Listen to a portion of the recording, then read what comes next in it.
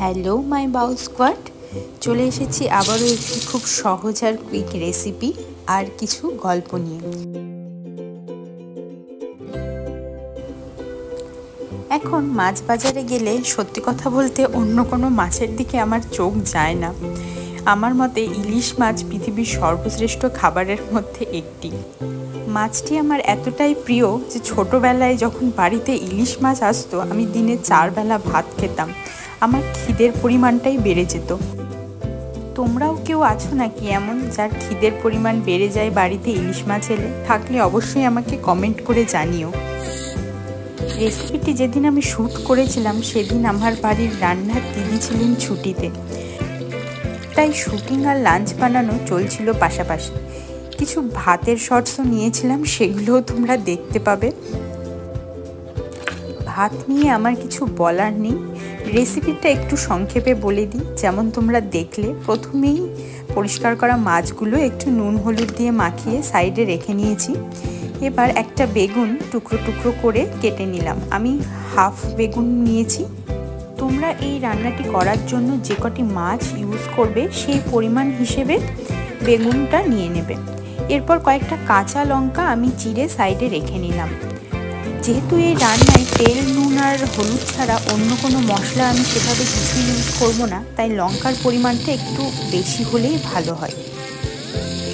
এরপর বেগুনগুলোকে একটু নুন হলুদ ছড়িয়ে ভালো করে লাল লাল করে ভেজে নিতে হবে।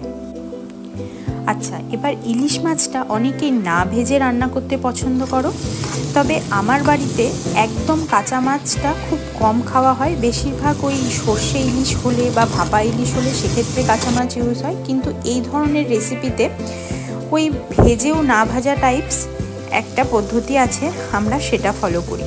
সেটা হলো কড়াইতে তেল গরম করে তাতে মাছটা দিতে হবে, সঙ্গে সঙ্গে উল্টে দিতে হবে আর সঙ্গে সঙ্গে তুলে নিতে হবে। এতে কি হয়, মাছটা কাঁচাও থেকে গেল, আবার ওই হালকা একটু ভাজাও হয়ে গেল আর কি। তো আমি সেই পদ্ধতিতেই 3টে মাছের টুকরো এখানে ভেজে নিচ্ছি। এবার কড়াইতে আরেকটু তেল দিয়ে দিতে হবে রাঁধুনি ফোড়ন আর চিড়ে রাখা কাঁচা লঙ্কাগুলো। একটা কথা বলে রাখি, এই রান্নার কিন্তু মেন উপকরণ হলো রাঁধুনি। অন্য কোনো মশলা ফোড়নে ইউজ করে এই রান্নাটি করা যাবে না। রাঁধুনি আর লঙ্কাটা হালকা ভাজা হয়ে গেলে ঝোলের জন্য দিয়ে দিতে হবে বেশ খানিকটা প্লেন জল।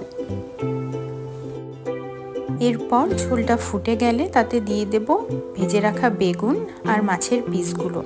থালাটাও একটু ধুয়ে দিয়ে দিচ্ছি। আরে বাবা, মাছের তেলগুলো লেগে আছে তো, যাই হোক। এরপর দিয়ে দিচ্ছি পরিমাণ মতো লবণ।